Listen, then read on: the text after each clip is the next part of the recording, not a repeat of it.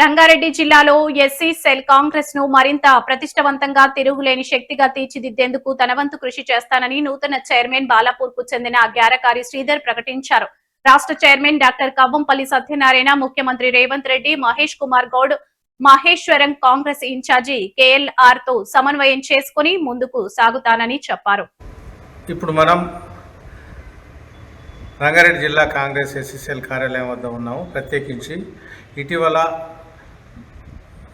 జాతీయ Congress committee SCCL కమిటీలను ముఖ్యంగా పార్టీ అనుబంధ కమిటీలను రద్దు చేసిన నేపథ్యంలోనే మళ్ళీ పునర్వ్యవస్థీకరణలో భాగంగా రాష్ట్ర చైర్మన్గా అయితే ఎమ్మెల్యే డాక్టర్ కవ్వంపల్లి సత్యనారాయణ నియమించడం జరిగింది. అదేవిధంగా జిల్లా చైర్మన్ల నియామక ప్రక్రియ రాష్ట్ర కమిటీ కూడా ప్రక్రియ పూర్తి కావడం జరిగింది. ఈ నేపథ్యంలో ముఖ్యంగా రంగారెడ్డి జిల్లాకు సంబంధించి అయితే పార్టీలో అత్యంత క్రియాశీలకంగా వ్యవహరిస్తున్న, అంతేకాకుండా మహేశ్వరం నియోజకవర్గ ఎస్సీసీఎల్ చైర్మన్గా కూడా తన సమర్థతను చాటుకున్న నేపథ్యంలోనే తాజాగా జిల్లా కాంగ్రెస్ ఎస్సీసీఎల్ చైర్మన్గా నియమితులైన గ్యారకారి శ్రీధర్ అయితే మనతో ఉన్నారు. ముఖ్యంగా జిల్లాలో పార్టీ పటిష్టత కావచ్చు, ఇతర అంశాలకు సంబంధించి అయితే సంస్థాగత ప్రక్రియ కావచ్చు, ప్రభుత్వ పథకాలపై కూడా వారినే వివరాలు అడిగి తెలుసుకుందాం.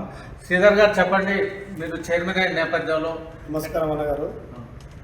ఈరోజు నేను రంగారెడ్డి జిల్లా చైర్మన్గా నియమితులైన సందర్భంగా ఈ నియామకానికి సహకరించిన మా మహేశ్వరం నియోజకవర్గం ఇన్ఛార్జ్ మాజీ ఎమ్మెల్యే కిచ్చనగర్ లక్ష్మారెడ్డి గారికి, అదేవిధంగా జిల్లాలో ఉన్న ఎమ్మెల్యేలకు, మంత్రివర్గానికి, డీసీసీ అధ్యక్షులకు మరియు రాష్ట్ర చైర్మన్గా ఉన్న డాక్టర్ కవ్వంపల్లి సత్యనారాయణ సార్ గారికి నాకు కృతజ్ఞతలు తెలియజేసుకుంటా ఉన్నాను. ముఖ్యంగా రెండవ కోణం ఏంటంటే, జిల్లా చైర్మన్గా నేను కావడం నాకు వ్యక్తిగత సంతోషం ఇచ్చింది. దాంతోపాటు ఒక బాధ్యతను కూడా నా మీద పెట్టినట్టుగా భావిస్తూ ఉన్నా. మొదటగా నేను మహేశ్వరం నియోజకవర్గం ఎస్సీసీఎల్ అధ్యక్షునిగా పనిచేసిన నేటి వరకు దానికి నేను సమర్థవంతంగా పనిచేసి నియోజకవర్గంలో 850 మందితో కమిటీ తయారు చేశాను. దానిలో బేస్ చేసుకొని కింద లీడర్షిప్ తయారు చేయడం చాలా కష్టం. అలాంటిది నేను ఎవరికి తావు లేకుండా, ఎవరి రిఫరెన్స్ లేకుండా స్వయంగా కష్టపడ్డోడికి పనిచేస్తున్నోడికి అవకాశాలు అన్న మాదిరిగా, సేవకుడే నాయకుడే అన్న మాదిరిగా అలాంటి లీడర్షిప్ తయారు చేసి ఈరోజు జిల్లా స్థాయి వరకు రావడం జరిగింది అన్నగారు. అంటే ముఖ్యంగా ఒక రాజకీయ చైతన్యానికి పుట్టినిల్లైన బాలాపూర్ నుంచి మీరు వచ్చారు. అనేక ఒడిదుడుకుల నేపథ్యంలో దాన్ని మీరు ఏ విధంగా ట్రీట్ చేశారు? ముఖ్యంగా అట్టడుగు వర్గాలందరికీ, ముఖ్యంగా పేదవారికి సంక్షేమ ఫలాలు అందాలనే కాన్సెప్ట్తో రాజకీయాలకు వచ్చాను. రాజకీయాలకు వచ్చానంటే ఏదో సంపాదించుకోవాలి, సీట్లు కావాలి, అవి కావాలి, ఇవి కావాలి రాలేదు. పేదోడికి సంక్షేమ ఫలాలు అందాలనే సంకల్పంతో, వాస్తవం చెప్పాలంటే నాకు కూడా సొంత ఇల్లు లేదు. నేను ఇందిరమ్మ ఇల్లు రావాలనే, ఒక రేషన్ కార్డు రావాలనే ఆలోచనతో, ఇవి రావాలంటే లీడర్ల చుట్టూ ఎన్నో నెలల కొద్ది, సంవత్సరాల కొద్ది పడగాపుగాల్సిన దినాలు ఉన్నాయి. మేము కానీ, మా కుటుంబ సభ్యులు కానీ, ఇతరత్ర మాలాంటి వాళ్ళు ఎంతోమంది పేదలు కూడా లీడర్ల చుట్టూ, వాళ్ళ ఇంటి చుట్టూ జీతాలు ఉండడం జరిగింది. అయినప్పుడు ఎవరికి రాలేదు, ఎలాంటి సంక్షేమం అందలేదు. బాలాపూర్ విషయానికి వస్తే ఎన్నో రోజులు సంది కనీసం ఒకరు సీఎం రిలీఫ్ ఫండ్ కూడా రాలేదు. అంటే బాలాపూర్ ఎవరికి రోగాలు రావట్లేదా, ఆరోగ్యాలు చెడిపోవట్లేదా? సో అవన్నీ దృష్టిలో ఉంచుకొని ఎస్సీ కార్పొరేషన్, ఎస్సీ సప్లాన్ నిధులు ఎప్పుడు రాజశేఖర్ ఉన్నప్పుడు, మన బట్టి విక్రమార్క గారు దాని చైర్మన్ ఉన్నప్పుడు, రాజనరసింహ గారు ఉన్నప్పుడు, అప్పటి నుంచి ఈ రోజు వరకు కూడా బాలాపూర్లో ఒక్కరు కూడా ఎస్సీ కార్పొరేషన్ లోన్స్ రాలేదు. ఇవన్నీ దృష్టిలో ఉంచుకొని అది ఏంది పరిస్థితి, మరి సామాన్యులకు ఎవరు అందియాలి, లీడర్షిప్ ఎవరు చేస్తారు, వ్యవస్థ ఎక్కడ పోతుంది, ఇవన్నీ దృష్టిలో ఉంచుకొని ఈరోజు రాజకీయాలకు వచ్చి తక్షణమే మనులందరికీ అవకాశం రావాలి, ఎక్కడ అవకాశం ఉంటే అక్కడ ఇచ్చే విధంగా లీడర్షిప్ తయారు చేయాలి, ఫలాలు అందాలి, సంక్షేమ ఫలాలు అందాలి. నా కోణంలో మనం రాజకీయాలు రావడం జరిగింది. సరే, సంతోషం. మన కష్టం తగ్గట్టు, మనం అనుకున్న ఆశయం తగ్గట్టు ఒక అవకాశం వచ్చింది. దాన్ని సద్వినియోగం చేసుకొని ప్రతి పేదవాడికి, ప్రతి ఒక్క నిరుపేదకు సంక్షేమ ఫలాలు అందే విధంగా నా కృషి చేస్తానని చెప్పి సందర్భంగా తెలియజేస్తాను. ముఖ్యంగా డాక్టర్ బిఆర్ అంబేద్కర్ రచించిన రాజ్యాంగం ద్వారా అనేక హక్కులు కూడా దళితులకు సంక్రమించడం జరిగింది. అయితే ఇటు అధికారం కావచ్చు, అటు రాజకీయ వ్యవస్థల వల్ల అవి పూర్తిగా ఆ ఫలాలు అయితే దళితులకు, ఇది ఏ ఇష్యూ ఏదైనా కావచ్చు, అందుతున్న సందర్భాలు అయితే మనం తక్కువగా చూస్తున్నాం. దాన్ని మీరు ఎట్లా అనుసంధానం చేసుకున్నారు? చెప్పాలంటే ఆ రోజు నుంచి ఈ రోజు వరకు, నాడు నుంచి నేటి వరకు, నాడు నేడు ఏనాడైనా కూడా పేదల పక్షాన కాంగ్రెస్ పార్టీ నిలబడింది. గతంలో బీఆర్ఎస్ ఉంది, అంతకన్నా టీడీపీ ఉంది.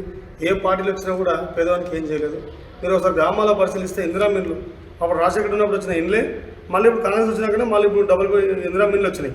అంతకాలం రేషన్ కార్డు కూడా రాజశేఖర్ ఉన్నప్పుడు ఇచ్చినామంటే మళ్ళీ ఇప్పుడే కాంగ్రెస్ గవర్నమెంట్ ఇచ్చింది. ఆ మధ్యలో బీఆర్ఎస్ పార్టీ ఇవ్వలేదు, ఎవరు ఇవ్వలేదు. సో పేదల వైపే కాంగ్రెస్ ప్రభుత్వం ఉంటుంది. బడుగు బలహీన వర్గాలంతా కాంగ్రెస్ వైపే ఉంటారు. కనుక మళ్ళీ కాంగ్రెస్ ప్రభుత్వం వచ్చింది, మళ్ళీ పేదవాడి ఇంట్లో సంతోషం వచ్చిందని చెప్పి నేను ఆశాభావం వ్యక్తం చేస్తా ఉన్నాను. అంటే ముఖ్యంగా రంగారెడ్డి జిల్లాలో అటు అధికార యంత్రాంగం నుంచి కావచ్చు, ఇటు ముఖ్యంగా పేదలైన దళితులు ఎన్నో పనుల మీద ప్రభుత్వ కార్యాలయాల చుట్టూ తిరిగే పరిస్థితి మనం చూస్తున్నాం. వారికి మిమ్మల్ని అప్రోచ్ అయితే ఎలాంటి న్యాయం చేయగలరు? తప్పకుండా ప్రతి ఒక్క పేదవారికి ఎలాంటి ఎక్కడ ఏ సమస్య వచ్చినా కూడా 24 గంటలు నేను అందుబాటులో ఉంటా. ఏ అవకాశం వచ్చినా కూడా సమస్య ఎక్కడ ఉంటే అక్కడ నిలబడి ఆ సమస్య తీరేంత వరకు నా వంతు కృషి చేసి ఆ సమస్యను సాల్వ్ చేస్తానని చెప్పి సందర్భంగా తెలియజేస్తున్నా. ఇంకొకటి ఏదైనా ముఖ్యంగా రంగారెడ్డి జిల్లా కీలకం, తెలంగాణ రాష్ట్రంలో రంగారెడ్డి జిల్లా కీలకం. ఇక్కడ అసైన్ ల్యాండ్స్ ఎన్నో వేల ఎకరాల భూములు ఉన్నాయి, అవన్నీ ఎస్సీల భూములు. అవన్నిట్లకు ఒక పరిరక్షణ కమిటీని గవర్నమెంట్ ఏర్పాటు చేసింది. సరే, ప్రభుత్వం ఏం చేస్తుందని దాని మీద దృష్టి పెట్టి మన ఎస్సీలకు కూడా న్యాయం జరిగే విధంగా, వాళ్ళకు ఫలాలు అందే విధంగా, వాళ్ళ నష్టపరిహారం కానీ కంపోజిషన్ కానీ అందే విధంగా నా వంతు కృషి తప్పకుండా చేస్తా. ఇంకొకటి ఏంటంటే ప్రతి విలేజ్లో అప్పుడు కాంగ్రెస్ ఇచ్చిన 60 గజాల ప్లాట్లు ఇచ్చిన ఇంతమంది రాజశేఖర్ ఇచ్చిన ప్లాట్ అయితే ఉన్నాయో ప్రతి విలేజ్ సమస్య ఉంది. ఇక్కడ మా కాన్స్టిట్యూన్సీలో 3 సార్లు ఎమ్మెల్యే చేసిన సత్యేంద్ర రెడ్డి ఏనాడు ఎస్సీలను పట్టించుకోలేదు. ప్రతి బాలాపూర్, బడగపేట, నగరులు అట్లా పత్రికలు చెప్పుకుంటూ పోతే ఈ కాన్స్టిట్యూన్సీలో ఎన్నో సమస్యలు ఉన్నాయి. ప్రతి విలేజ్లో ఏ సమస్య ఉందో నా దృష్టిలో మొత్తం ఉన్నాయి. కనుక ఇదే బేస్ చేసుకొని జిల్లా వ్యాప్తంగా ఉన్న సమస్యలన్నీ ఒక పరిగణన తీసుకొని ఒక లిస్ట్ అవుట్ చేసి ప్రభుత్వం దృష్టికి తీసుకెళ్లి రాష్ట్ర చైర్మన్ గారు, మా కాన్స్టిట్యూన్సీ ఇన్ఛార్జ్ కేఎల్ఆర్ గారు దృష్టిలో పెట్టి ఈ సమస్యలందరినీ అన్నింటినీ పరిష్కరించే విధంగా నా వంతు కృషి తప్పకుండా చేస్తాను చెప్పిస్తున్నాను తెలియజేస్తాను. అంటే ముఖ్యంగా కాంగ్రెస్ ప్రభుత్వం చేపడుతున్న దళితులకు సంబంధించి కావచ్చు, ఎస్సీ పథకాలకు సంబంధించి ఒక ప్రచారం సంబంధించి మీ దగ్గర ఉన్న కార్యాచరణ తప్పకుండా మేము ప్రతి కాన్స్టిట్యూన్సీలో ఇంతకుముందుకైతే ఎప్పుడు ఇట్లా పనిచేసినామో కమిటీలు అవన్నీ వేయడం కానీ దాన్నే బేస్ చేసుకొని జిల్లా మొత్తం 8,000 మందితో లీడర్షిప్ తయారు చేసి ప్రతి ఒక్క ఉత్సాహవంతుని, ప్రతి ఒక్క యువకుని రాజకీయం వైపు మళ్లించి రాజకీయం అంటే ఏంటి అనేది, రాజకీయాలు ఎందుకు చేయాలి, రాజకీయాలు అంటే ఏంటి అనేది ప్రతి ఒక్కరు తెలియజేసేలా నా వంతు కృషి చేస్తా.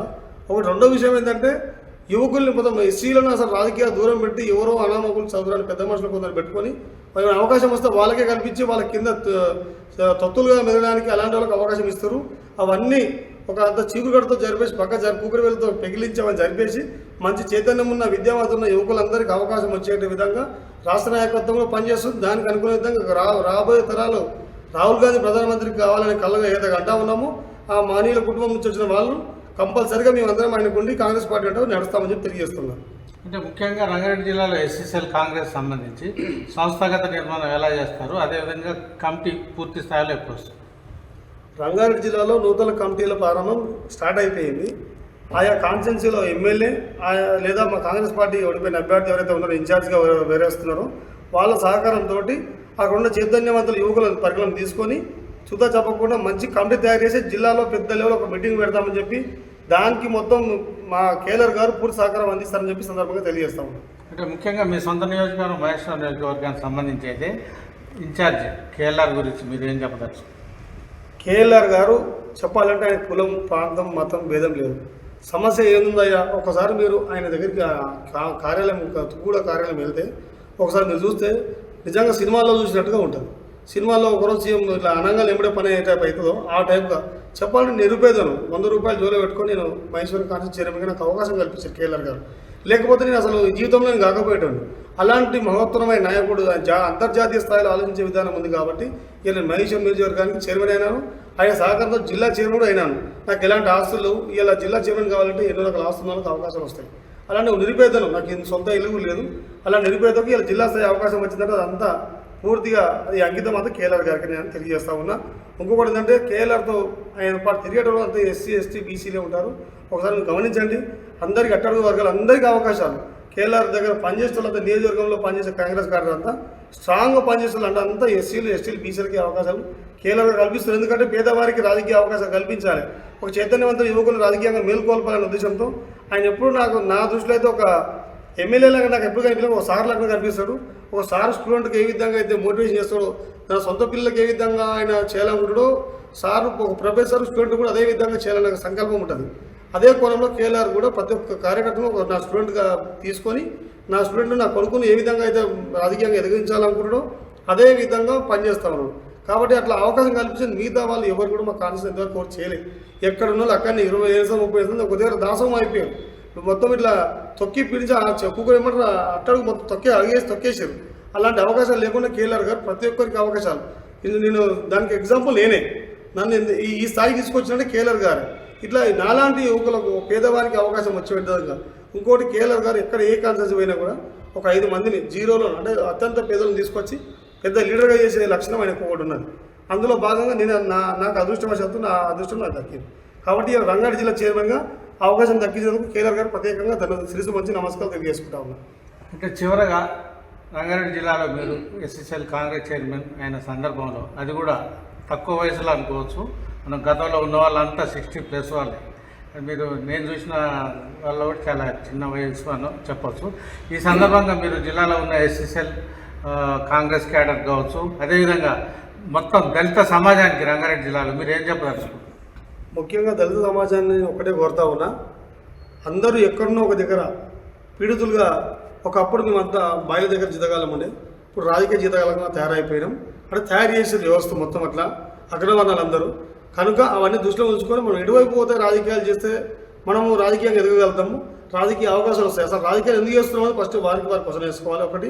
రెండోది ఏంటంటే రాజకీయాలకు వచ్చినాం, ఏ వే వెళ్తే మనము సక్సెస్ అవుతామో అది ఎంచుకొని రాజకీయాలు చేస్తే బాగుంటుంది. వాళ్ళ వ్యక్తిగత జీవితం కూడా పాడు కాదు, ఏ విధంగా కూడా వెనకపడరు. అది మిగతా వాళ్ళు చెప్పుకుంటారు మేము ఎప్పటికీ వెనకబడే ఉంటాం, మమ్మల్ని ఎవరు లెక్క చేస్తారు అంటారు కదా. మీరు ఎంచుకునే విధానం తప్పు. మీరు పోయే మార్గం ఒకసారి మీరు మళ్ళీ ఒకసారి పరిశీలన చేసుకొని మంచి రాజకీయ నాయకుని మనం ఎవరైతే గురువుగా భావిస్తున్నామో ఆ మంచి గురువు అంటే నడవాలి. ఆయన ఊరోడా ఉండోడా బయటోడా లెక్క కాదు.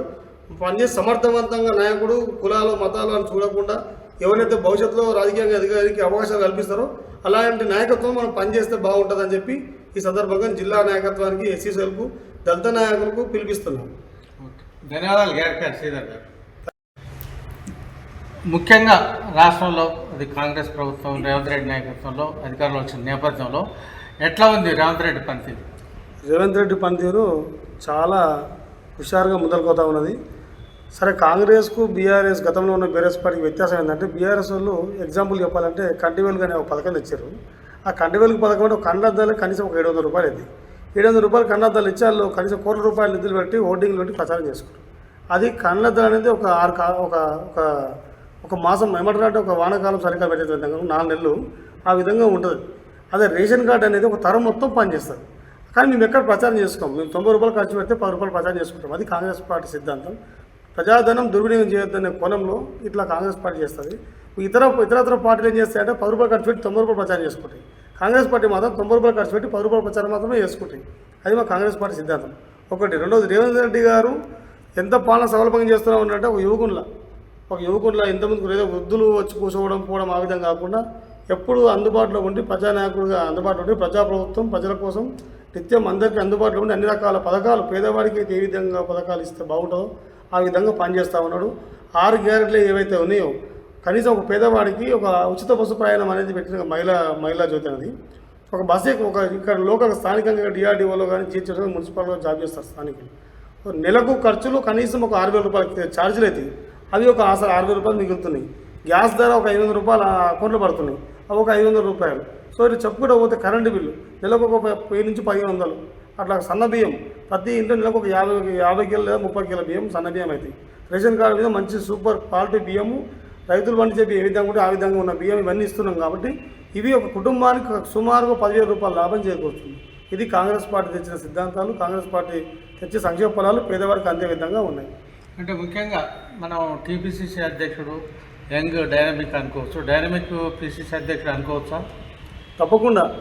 అట్టడుగు వర్గాలు అయితే ఎవరైతే ఉన్నారో బలహీన వర్గాలు అయితే ఉన్నారో మహేష్ కుమార్ గౌడ్ గారికి ఇలా బలహీన వర్గాల నుంచి పీసీ అధ్యక్షుడిగా అవకాశం కల్పించినారు. ఆయన అందరినీ సమన్వయం చేసుకుంటారు. అక్కడ కింద ఎస్సీలను ఏవైతే మనం అగ్రవర్ణాలు ఏమంటారు లో క్యాస్ట్ హై క్యాస్ట్ అని చెప్పుకుంటూ ఉన్నామో అక్కడ పైన అగ్రవర్ణాలకు కింద అట్టడుగు వర్గాలకు అందరికీ మధ్య వారధిగా ఉండి అందరినీ సమన్వయం చేసుకుంటూ ప్రతి ఒక్కరికి ఎక్కడైతే అవకాశాలు వస్తాయో అక్కడ అవకాశాలు కల్పించుకుంటూ ప్రతి ఒక్కరిని సమన్వయం చేసుకుంటూ రాష్ట్రాన్ని సమర్థవంతంగా కాంగ్రెస్ పార్టీ నడిపిస్తామని చెప్పి మేము ఆశాభావం వ్యక్తం చేస్తూ ఉన్నాం. ముఖ్యంగా మొట్టమొదటిసారిగా రాష్ట్రంలో కాంగ్రెస్ ఎస్సీసీఎల్కు ఒక డాక్టర్ను నియమించిన సందర్భాన్ని అయితే చూస్తున్నాము. మోరోవర్ ఎమ్మెల్యే కూడా. అలాంటి డాక్టర్ కవంపల్లి సత్యనారాయణ గురించి మీరు ఏం చెప్పాలి?